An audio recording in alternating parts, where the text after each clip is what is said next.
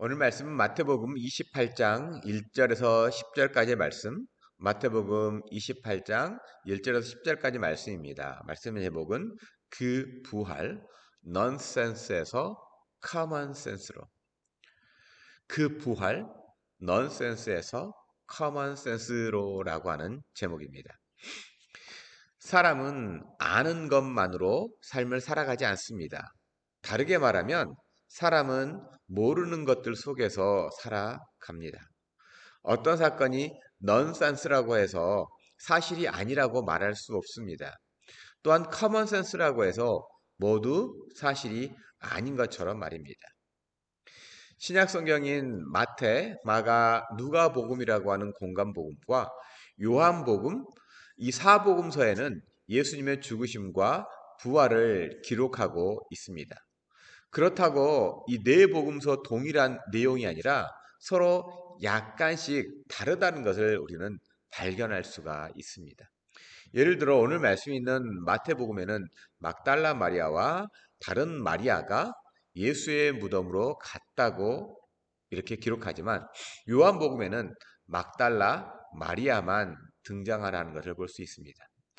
그렇다면 누가 사실대로 기록했느냐 혹은 이 사건이 사실이 아닐 수 있다는 질문이 듭니다. 하지만 이것은 당시 기록하고 있는 이 복음서의 저자마다 바라보는 이 뷰, 관점, 이 관점의 차이일 뿐인 겁니다. 더 나아가 부활이라고 하는 이 이벤트, 역사적 넌센스가 오히려 사실이라는 점을 더욱 강조하기 위해서 이렇게 기록되었다라고 하는 걸 우리가 알 수가 있습니다. 또한 사복음서에서 부활에 대한 한 가지 분명한 공통점은 예수님께서 고난을 받고 죽임을 당한 후에 3일 만에 부활할 것이라고 여러 번 말씀을 해 주셨다는 겁니다. 그런데 제자들은 예수님께서 말씀하신 그 부활을 전혀 받아들이지 않았다는 것을 사복음서는 동일하게 이렇게 이야기합니다. 왜 그토록 강조하기 위해서 여러 번, 최소한 3번 이상 여러 번 말씀하신 부활에 대해 제자들은 흔히 쓰는 말로 일도 관심이 없었습니까? 왜 이렇게 일도 관심이 없었을까요? 넌센스라고 여겼기 때문 아닐까요? 예를 들어 예수님께서 방금 죽은 소녀를 살려내고 또 과부의 아들을 장사를 지내기 위해서 메고 나오고 있는 도중에 살려내시고 더 나아가 죽은 지 사흘이 지난 이 나사로를 살려주시는 일종의 넌센스 이벤트를 경험했음에도 불구하고 말이죠. 왜 제자들은 부활을 귓등으로도 들리지 않았느냐 하는 겁니다. 살려내시는 예수님이 죽게 된다면 누가 살려낼 수 있겠느냐는 이 커먼 센스, 이것이 상식적이지 않은 그 생각이 예수님의 말씀을 가리워 버린 것은 아닐까요? 더욱이 복음서에서 부활을 목격한 최초의 증인들에 대해서 2000년 전 당시 이 커먼센스 상식으로는 도저히 기록하면 안 되는 일종의 통념이 바로 여인들에 대한 기록인 겁니다. 지금이야 뭐 여인들에 대해서 이야기하는 거에 대해서 뭐 전혀 문제가 없잖아요. 하지만 2000년 전에는 이 여인들이 등장한다고 하는 것은 비상식적인 거예요. 넌센스입니다. 그런데 이 여인들이 여기에 등장하고 있는 것은 그 당시로 보면 넌센스인 거죠. 그럼에도 성경이 여인들이 목격한 부활의 증인으로 기록을 합니다. 왜요? 넌센스라고 할지라도 사실은 사실이기 때문이죠. 그런 의미에서 부활은 사람의 사고와 지식에 분명한 한계가 있는 존재라는 사실을 인식하는 인류사의 대이벤트입니다. Great 이벤트입니다. 아니, 어쩌면 Greatest 이벤트죠. 오직 유일무이한 인류사의 이벤트입니다. 사건이죠. 단순히 한 청년이 죽었다가 살았다는 의미의 부활이 아닙니다. 요한복음이 말하는 이적, 즉 예수님께서 보여주신 수많은 이 사인이 바로 부활을 향해서 가리키고 있다는 점입니다. 부활은 단순히 죽은 사람이 살았다는 육신만을 의미하지도 또한 영혼만의 부활도 의미하지 않습니다. 완전히 새로워진 존재로서의 부활인 겁니다. 우리가 믿는 믿음의 근본이 바로 부활이라고 사도 바울은 단언을 하지요. 그래서 부활이 없다면 우리의 믿음은 헛것, nothing, 아무것도 아닌 이 빈 껍데기, 더 나아가 부활이 없는 신앙은, 부활이 없는 믿음은 우상숭배까지라고 말을 합니다. 그렇기 때문에 그리스도인으로서의 소망이 바로 예수님과 같은 존재로의 변화됨, 부활체 되신 예수님, 부활하신 예수님과 같이 변화됨이 우리 그리스도인으로서의 소망인 거죠. 우리 믿음의 근원이라는 겁니다. 우리가 믿음을 갖는 이유, 예수님께서 부활하신 몸을 우리도 입는다라고 하는 이 믿음이요. 단순히 도덕적으로 착한 사람, 죽어서 천국 갈 소망이 아니라 그날에 부활하신 예수님처럼 변화된 존재가 된다는 소망입니다. 그때가 되면 아픔도 고통도 늙음도 없는, 벽이 가로막는 것도 없는, 그러나 존재하는, 우리의 상식을 뛰어넘는 넌센스가 커먼센스인 삶을 살게 될 것을 예수님은 부활로서 직접 보여준 인류사의 greatest event, 이게 부활입니다. 이게 사인인 겁니다. 요한복음의 표현으로 말하면 이적인 거죠. 이 부활의 첫 아침을 기록하고 있는 내용이 마태복음 오늘 말씀의 내용이죠. 이 아침을 한번 생각해 보십시오. 지금 시간으로 바꿔보면 지난 금요일 오후에 장세 지난 후에 안식일을 맞은 제자들과 예수님을 따르던 소수의 사람들은 절망의 시간이었죠. 심지어 누가복음에 보면 글로바라고 하는 제자와 이름이 등장하지 않는 한 제자가 그 두 사람이 엠마오로 도망하기에 바쁜 발걸음이었다는 것을 기록합니다. 위기감이 감돌고 언제 잡혀갈지 모르는 상황에서 안식 후 첫 새벽을 맞습니다. 여기저기 흩어져 버린 제자들과 달리 행동하는 여인들이 등장을 하죠. 바로 1절 보면 안식일이 다 지나고 안식 후 첫날이 되려는 새벽에 막달라 마리아와 다른 마리아가 무덤을 보려고 갔더니, 이 여인들의 이름은 동일하게 마리아입니다. 마리아라고 하는 동일한 이름을 가진 두 여인이죠. 이 여인들은 예수님을 장사한 무덤을 보려고 갔습니다. 왜 무덤에 갔을까요? 지난 금요일 오후 안식일이 곧 시작되기 때문에 급하게 예수님의 시신을 처리했습니다. 안식일에는 움직일 수가 없기에 그 안식일을 넘어가고 안식 후 첫날 새벽에 서둘러서 이렇게 무덤에 간 거죠. 그랬더니 그때 2절과 3절에 보면 큰 지진이 나며 주의 천사가 하늘로부터 내려와 돌을 굴려내고 그 위에 앉았는데 그 형상이 번개 같고 그 옷은 눈같이 희건을, 예수님을 장사 지낸 무덤을 막고 있는 돌의 무게는 대략 한 2톤 정도 되는 바위라고 합니다. 그런데 그 돌을 가볍게 굴리고 그 돌 위에 천사가 앉아 있었죠. 8명의 장정이 겨우겨우 힘을 써야 움직이는 돌을 천사가 굴렸다는 것, 이거 넌센스잖아요. 또한 그 무덤은 로마의 권위를 위임받은 총독의 명을 받은 군인들이 지키고 있었습니다. 이 또한 넌센스인 겁니다. 총독의 명령이 없이 무덤을 막고 있는 돌을 조금도 움직일 수가 없기 때문이죠. 더 나아가 이 광경에 대해 4절에 보면 지키던 자들이 무서워 떨며 죽은 사람과 같이 되었더라. 이 문장을 다른 말로 바꿔본다면 로마 제국의 권위가 그 천사를 무서워하며 떨며 죽은 사람과 같이 되었다라고 읽을 수가 있는 거죠. 뿐만 아니라 유대 종교 지도자들의 믿음, 그들의 신앙이 썩을 일만 남은 죽은 신앙이다라고도 읽을 수 있습니다. 죽은 사람과 같이 되었다. 로마의 권위가 죽은 사람과 같이 되었다. 유대 종교자들의 그 믿음이 죽어서 썩을 일만 남은 신앙이 되었다라고 읽을 수가 있는 겁니다. 그래서 로마가 강성하던 당시 이 성경을 읽는 그리스도인들에게 세상에서 아무리 막강한 세력이라 할지라도 이 예수의 부활 앞에서는 아무것도 아니라는 것을 보여주는 거죠. 왜냐하면 왜 예수님의 무덤을 경비병들이 지키고 있었던 걸까요? 그때 왜 경비병들이 예수님 무덤을 지키고 있었습니까? 당시 종교 지도자들인 대제사장과 바리새인들 그리고 그들이 자신들이 한 청년을 법의 심판으로 처리했다고 여겼다면, 그래 내가 법의 심판으로 이 청년을 십자가에 못 박았다라고 여겼다면 기세등등하지 않았겠습니까? 굳이 죽은 사람을 지킬 이유가 없잖아요. 그런데 오늘 본문 바로 앞에 내용이 마태복음 27장 62, 66절에서 보면 대제사장들과 바리새인들이 당시 총독 빌라도를 찾아가서 한 가지를 요구하고 있는 걸 보게 됩니다. 그 말씀을 보면요. 주여 저 속이던 자가 살아있을 때 말하되, 여기서 주여는 빌라도를 말합니다. 여기서 속이던 자는 예수님이죠.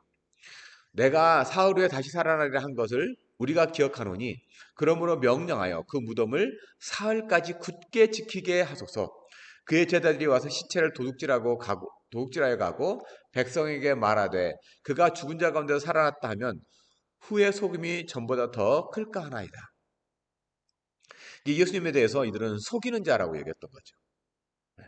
그리고 제자들이 무덤에서 혹시나도 시신을 훔쳐다가 예수님 부활했다라고 이야기하면 이제부터 혼란스럽게 될 거라고, 그렇기 때문에 3일, 딱 3일만 지켜달라고 이렇게 요구를 했습니다.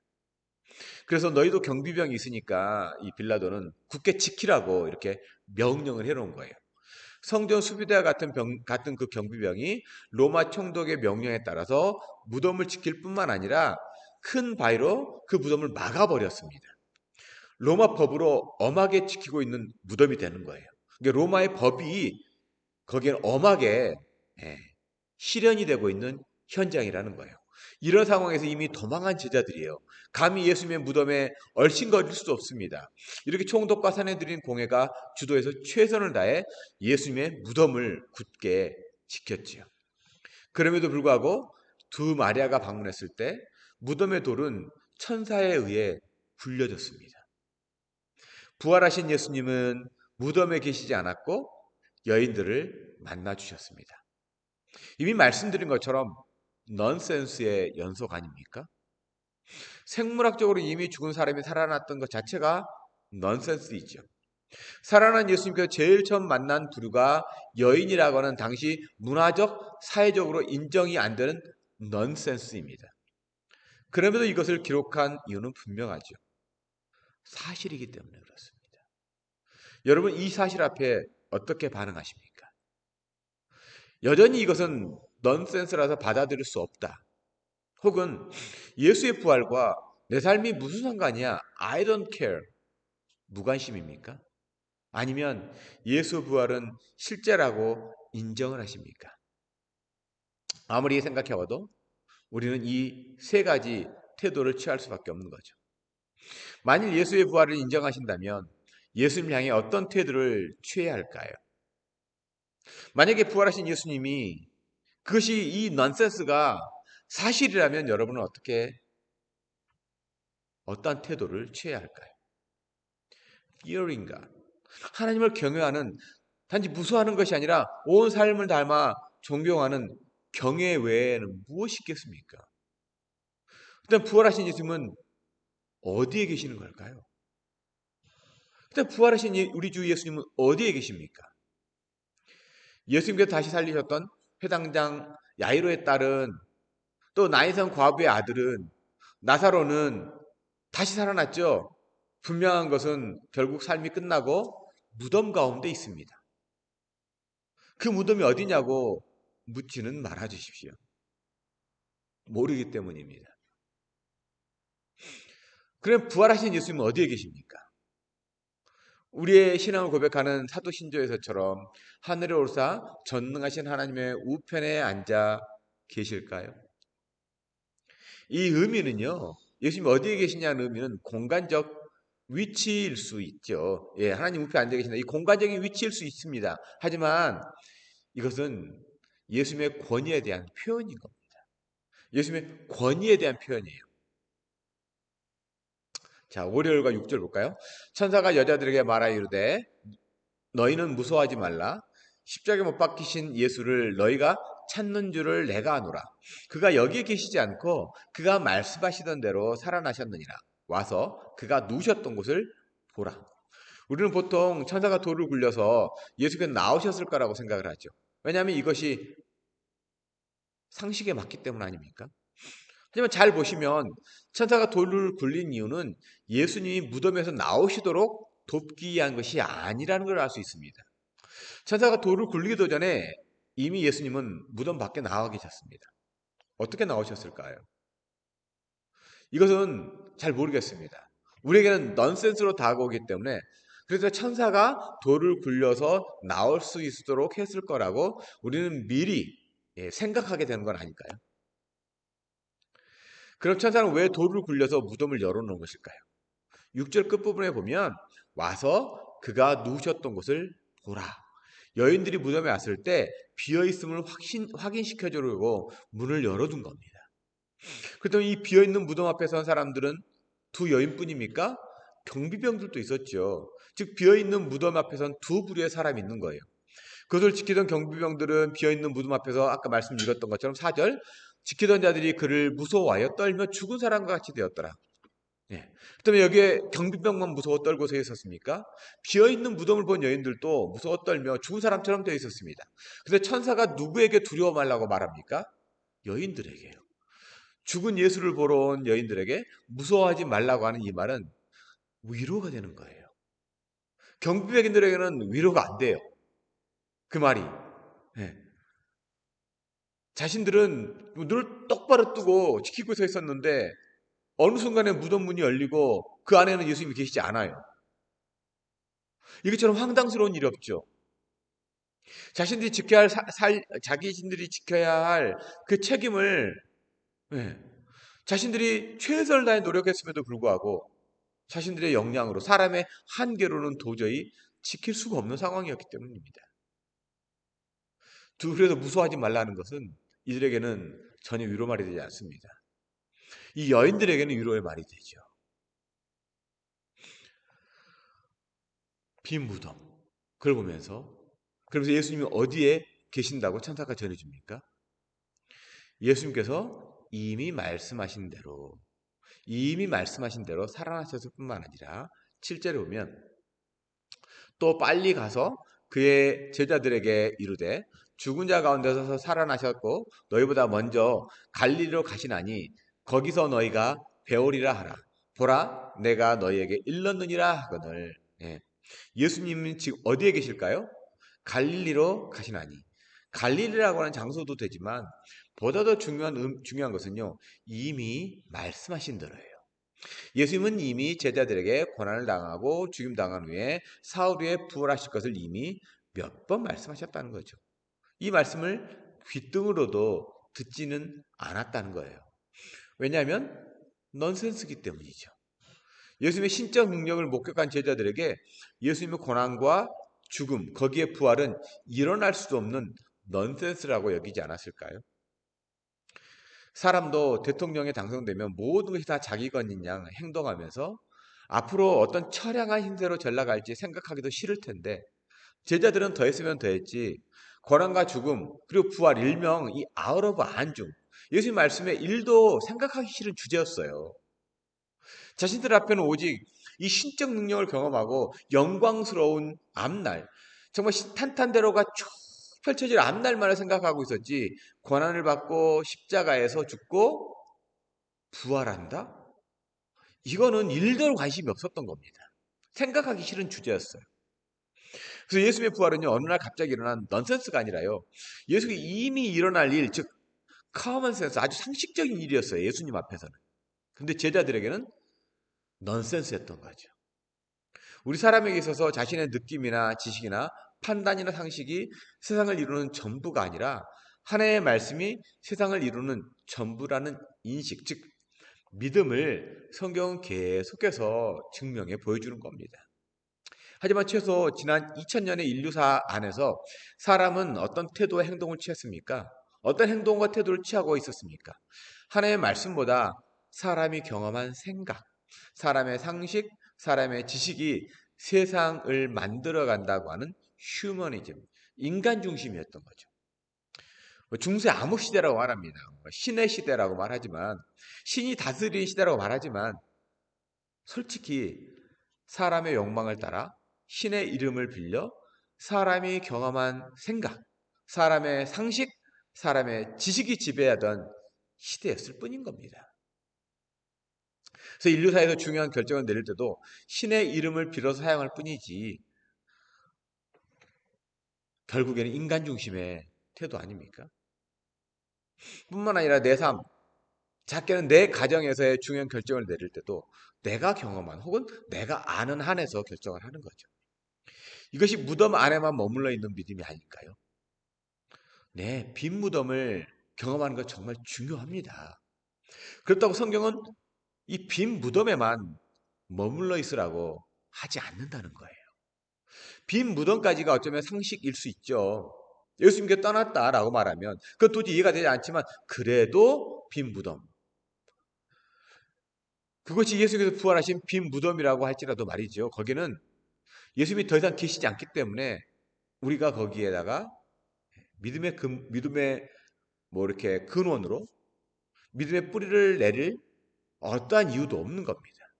믿음을 가질 일이 없는 겁니다. 그래서 8절에 보면 그 여자들이 무서움과 큰 기쁨으로 빨리 무덤을 떠나. 그 여자들이 무서움과 큰 기쁨으로 빨리 무덤을 떠나. 제자들에게 알리려고 다름질할세. 여자들이 빈 무덤을 본 후에 제자들의 말 듣고 어떤 태도를 취합니까? 무서움과 큰 기쁨으로 무덤을 치장하고 기념했다는 게 아니잖아요. 빨리 무덤을 떠나. 인류사의 최고의 이벤트의 현장인 이 빈 무덤을 떠나, 그것도 빨리 떠나 제자들에게 알리려고 다름질할세. 이 여인이 받은 사명이요.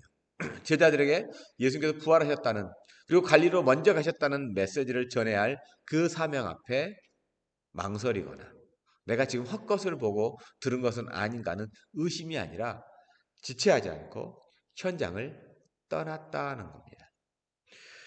왜냐하면 그들에게 있어서 빈 무덤은 더 이상 기념할 것도 중요한 것도 아니라 살아계신 예수가 더 중요하기 때문인 겁니다. 그렇기 때문에 달려가는 여인들을 만나 주신 예수님을 향한 이 여인들의 반응을 보시면 9절에 예수께서 그들을 만나 이르시되 평안하냐 하시거늘 여자들이 나아가 그 발을 붙잡고 경배하니. 이 대이벤트의 현장인 빈 무덤 앞에서 그리고 그 안에서 이 여인들은 어떤 행동이나 태도를 취한 것은 없습니다. 뭐 그냥 무서워서 놀랬다라는 거죠. 깜짝 놀랬다. 또 빈 무덤을 보고 무서웠다, 두려웠다 라는 거지. 어떤 태도를 취하는 건 없습니다. 하지만 살아나신 예수를 만난 이 여인들은 어떤 태도를 취합니까? 예수님의 발을 붙잡고 경배하니. 부활하신 예수를 향해 예배하는 자가 되었다. 예배하는 자가 되었다는 건 아닙니까? 사명을 이루게 달려가는 그곳에 바로 예수님께서 계신다입니다. 예수님이 어디에 계실까요? 부활하신 예수님이 사명을 위해 달려가는 바로 그곳에 예수님이 계신다는 겁니다. 그래서 다시 한번 질문합니다. 예수님은 어디에 계실까요? 성경이 들려주신 말씀을 따라 달려가는 그 삶 안에, 내 삶 안에 성경이 말씀하는 그 성경이 나에게 주신 그 사명을 따라서 달려가는 나아가는 그 삶 안에 예수님은 계신다라는 거예요. 코로나로 인한 위기 혹은 가정의 위기 정말 힘겨운 시간을 보내고 있지만 성경이 말씀하는 내 삶의 목적을 향해 달려가는 삶 앞에 나타나 만나 주시는 주님인 거죠. 부활은요, 예수께서 다시 살아나셨다입니다. 그리고 그 부활은 나를 만나기 위해 주신 말씀을 이루게 애쓰는 그 삶에 다가오게 하기 위함이라는 거예요. 예수께서 부활하신 예수님께서 그 부활의 사명을 부활의 그 증인으로 살아가는 내 삶에 만나주기 위해서 예수님은 부활하셨다는 거죠. 그래서 인류사의 부활은 인류사의 그 넌센스입니다. 하지만 부활하신 예수를 만난 사람에게 있어서는요, 이것은 커먼센스죠. 그 이 상식이 믿음일 때 보이고 누리는 곳이 하나님의 나라예요. 부활이 믿어지지 않아요. 부활이 그거 말도 안 되는 소리예요. 부활에 관심이 없어요. 그러면 하나님의 나라 천국을 보여달라. 도저히 보여줄 수가 없습니다. 넌센스이기 때문에 그렇습니다. 하지만 예수의 부활이 나의 부활이다. 그 부활은 지극히 상식적이다. 왜냐? 나에게 찾아오신 예수, 나를 만나주신 예수, 그 예수님을 음성을 들었고 내 삶에 살아갈 이유를 들었고 내가 삶을 살아내야 할 목표가 있다라고 하는 사람에게 있어서는요. 그건 커먼 센스가 되고 그가 살아가는 모든 삶의 현장이 하나님의 나라이기 때문에 그렇습니다. 그래서 하나님의 나라는 이미 우리 안에 있는 거예요. 죽은 후에 천국 가기 위해 예수님은 부활하는 것이 아니에요. 바로 지금 하나님의 나라를 살아가도록 우리 곁에 계시는 거예요.